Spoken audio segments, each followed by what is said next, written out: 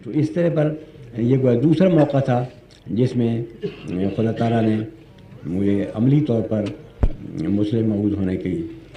طرف خدا کے فضل و رحم کے لفظ کے اثار کے ساتھ توجہ دلائی، لیکن میں نے پھر بھی انکاری کیا۔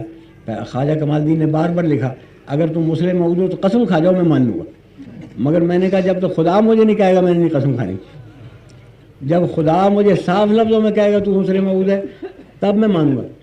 ورنہ جب تک خدا مجھے نہیں کہے گا میں نہیں مانوں گا۔ چنانچہ سن 44 میں اللہ تعالیٰ نے مجھے کہا، بتایا کہ تم مسلم مؤود ہو۔ اس وقت پھر میں نے ایک جلسہ جا کے ہوشیارپور میں کیا جہاں حضرت مسیح موعود علیہ السلام کو مسلم مؤود کی پیشگوئی بتائی گئی تھی، اور دوسرا جلسہ لدھیانے میں کیا جہاں حضرت صاحب نے پہلی بیعت کی تھی، اور تیسرا جلسہ جا کے دلی میں کیا،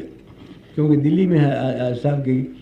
حضرت خواجہ میر درد صاحب والی پیشگوئی، والد والی پیشگوئی پوری ہوئی تھی، اور میر درد کی اولاد آ کے مہدی کے ساتھ مل گئی تھی، خون جوڑوں کے ایک ہو گئے تھے۔ تو تینوں جگہ میں نے جلسہ کیا،